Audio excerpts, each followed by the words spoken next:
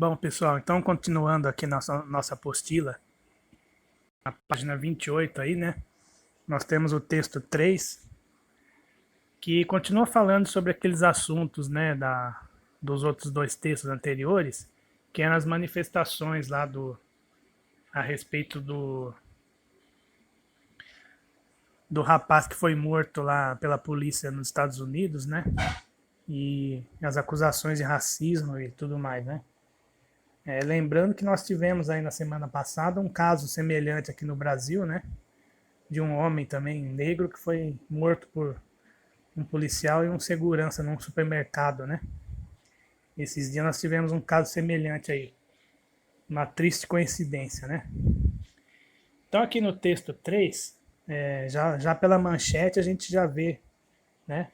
Que tem alguma coisa errada aí, né? Estátua de Borba Gato é derrubada e jogada no rio. Então, para quem não é de São Paulo, não conhece, né? Lá na região sul, no bairro de Santo Amaro, tem uma estátua desse Borba Gato, que foi um bandeirante, né? Não sei se vocês se lembram das aulas de história, já aprenderam.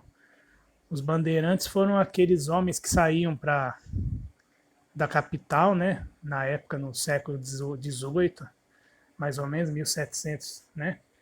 Por volta de 1700, e eles iam até o interior do estado procurar riquezas, né? Procurar pedras preciosas e também capturar índios para serem escravizados, né? Então eles eram chamados bandeirantes, né? O Borba Gato foi um deles. E teve outros, né?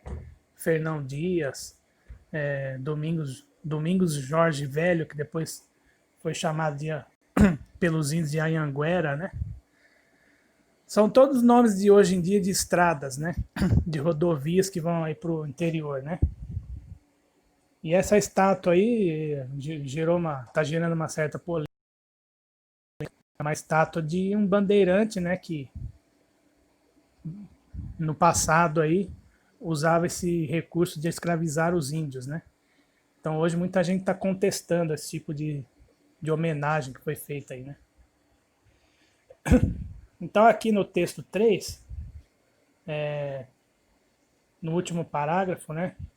Está dizendo aí que em 2016 essa estátua foi depredada e nem os guardas, né, os gradis, nem a viatura policial pode salvar. Manifestantes amarraram uma corda no monumento e depois de ser puxado por centenas de pessoas, foi derrubado, queimado e jogado no rio Pinheiros. Será que foi verdade isso? Será que aconteceu isso mesmo? Já no texto 4, é praticamente as mesmas notícias, né? São praticamente as mesmas. Só que não vai falar isso, né? Não vai falar essa informação aí. Vai falar que apenas, né, a estátua causando polêmica e que ela foi depredada, mas que ela não foi derrubada, né? Então, qual dos dois textos aí será que é verdadeiro, né? Então vamos ver as questões aí, então, em relação aos textos 3 e 4. O assunto abordado é real, aconteceu de fato? Então, assim, vocês vão pesquisar e vão ver, né, que a estátua não foi jogada no rio, né? Ela foi depredada, ou seja, acho que picharam, alguma coisa nesse sentido, mas ela não foi jogada no rio nem derrubada, né? Como verificar se os fatos são verdadeiros? Ou seja, quando a gente lê uma notícia, como que a gente vai verificar se aquilo realmente aconteceu? Bom, eu costumo pesquisar em sites que eu confio, né? Até mesmo em jornais, né? Em revistas impressas, quando há possibilidade, né? Em fontes de informação que eu considero seguras, né? Apesar de os dois textos abordarem o mesmo assunto, há uma diferença nas informações. Qual é essa diferença? Então a gente já falou ali, né? Um texto fala que a estátua foi derrubada no rio e o outro fala que apenas foi depredada. Qual o texto que aparece essa informação que ela foi derrubada no rio? As notícias divergem nos textos 3 e 4. O que quer dizer divergem? Quer dizer, são diferentes uma das outras, né? Há como saber o que está de acordo com a realidade? Apenas lendo as notícias não dá para saber, né? A gente teria que pesquisar mais a fundo ir atrás de outras fontes, né? O que você acha que aconteceu para o jornal dar essa informação diferente? Houve uma intenção do jornalista em escrever algo que não correspondesse aos fatos reais? Então, muitas vezes o jornal ou o site dá uma informação errada, né? Ou incorreta, por distração ou por um erro mesmo ou por intenção, né? Intencionalmente. Essa informação saiu nos meios digitais, ou seja, saiu num site, né? Se fosse no impresso, ela poderia ter sido divulgada? Então, assim, quando a gente vai imprimir um jornal, vai imprimir uma revista, né? Uma editora, eles têm eles têm uma série de cuidados antes de colocar essas coisas nas ruas, né? Então, não é como na internet, que você pode entrar lá a qualquer momento e editar, né? Depois que saiu para a rua, não tem mais jeito, né? Então, assim, quando tem um jornal impresso, o cuidado tem que ser redobrado, né? Com as informações. G. Há possibilidade de alterar o engano cometido? Se sim, você acha que é feito da mesma maneira nos meios impressos? Que eu acabei de dizer, né? Nos meios digitais. Que eu acabei de dizer. Quando você tem uma notícia num site, é fácil o sujeito entrar lá, que escreveu, né? O jornal, o site de notícias, né? Entrar lá na notícia e editar, corrigir. Quando você coloca uma coisa numa banca de jornal, coloca numa coisa impressa nas ruas para vender, não tem como mais mexer, né? Não tem como mexer naquilo que foi feito. Há muitos fatos, né, número 6, que acontecem o tempo todo. O que leva à escolha por um fato em detrimento de outro? Quando uma pessoa, quando um jornal vai dar uma notícia, um site, por que ele escolhe dar aquela notícia e não outra? O fato da destruição das estátuas foi noticiado não apenas aqui no material de estudo, mas no mundo em todo. Recebeu editoriais também de vários jornais e comentários. Por que você acha que isso aconteceu? Assim como esse assassinato desse jovem daí na semana passada, também recebeu uma série de notícias aí. Por que você acha que aconteceu isso, né? Porque é uma coisa relevante, não é? Que tem importância. Vamos à página 31 aí. Retomadas e avanços na construção de um texto. Já vimos que no editorial, né, que é a opinião do veículo de notícia, o tema é a depredação de monumentos públicos. Entretanto, o autor traz outros subtemas, né? Quais são eles? Então, o assunto principal é a destruição dos monumentos, mas ele traz outros. Os termos destacados nos trechos abaixo retomam o que já foi dito e fazem o texto avançar. Indique a quem se refere. Então, esses termos que estão grifados aí se referem a palavras anteriores, né? Por exemplo, na noite de terça-feira, 9 de junho, em Richmond, em Boston, nesta cidade, né? Então, esse nesta refere-se a qual cidade? A estátua foi decapitada. Naquela foi arrancada do pedestal. Então, nesta e naquela referem-se a quais cidades aí? Não seria esse o caminho para os monumentos. Esse refere-se ao quê? Que caminho é esse, né? A ideia atravessou o oceano. Em duas cidades norte-americanas foi a vez da estátua de Cristóvão Colombo. Que ideia é essa, né?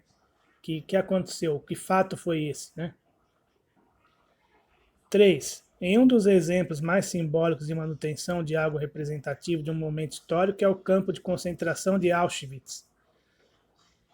Nesse trecho aí não há retomada de nenhum fato, mas é lançada uma nova ideia.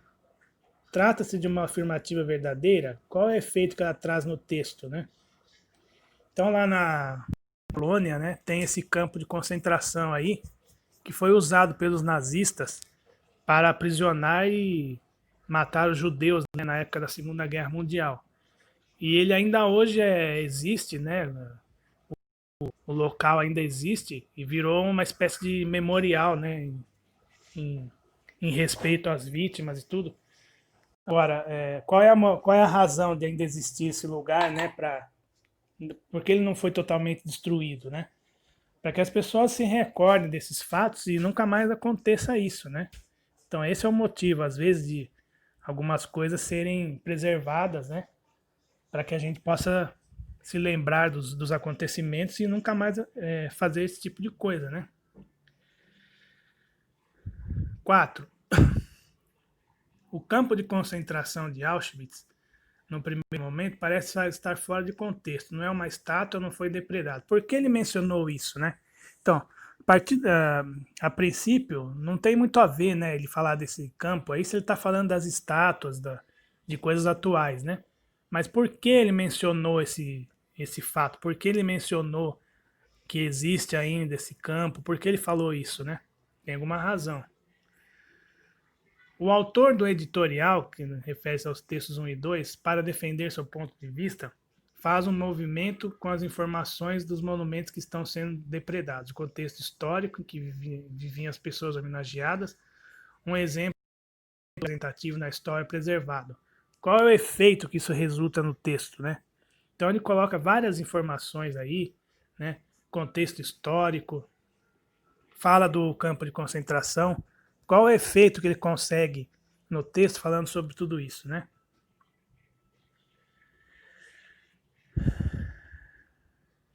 Então vamos aqui na página 32, né? Em uma outra manifestação está ocorrendo a depredação e destruição de estátuas localizadas em ruas e praças. Para que ele usou esses 2 pontos aí, né? Está ocorrendo 2 pontos, né? Por que ele usou isso? Para fazer o quê? Uma citação, um esclarecimento ou uma enumeração? 2. Qual é o motivo do ataque a essas estátuas? O que elas representam? Por que nesse momento? O autor do texto faz perguntas, né? Ele tem dúvidas sobre o que perguntou, está esperando uma resposta. Então, muitas vezes, num texto, numa redação, a gente faz perguntas, né, nesse texto. Não necessariamente a gente está esperando respostas, né? Para que servem essas perguntas então, que a gente faz muitas vezes no texto? Né? Para que servem essas perguntas que são dirigidas ao leitor? Não se espera uma resposta do leitor. Tá? Então se espera o quê? Indique a conjugação verbal em 2 perguntas feitas pelo autor. Conjugação verbal é o tempo e o modo, né?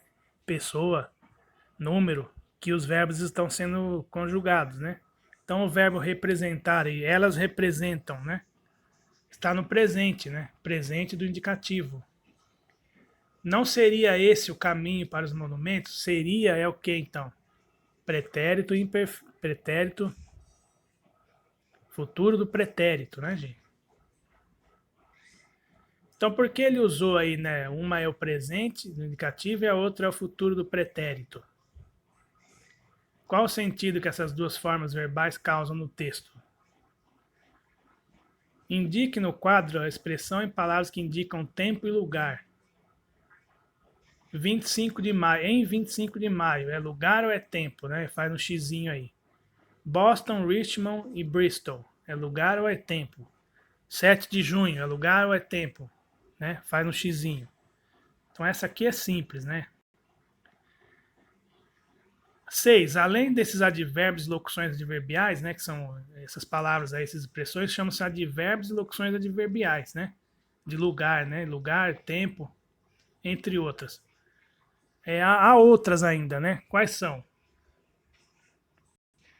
Então, gente, para essa semana aí, fica essa atividade aí, né? Da página dessas atividades, né? Da página 28 até a 32.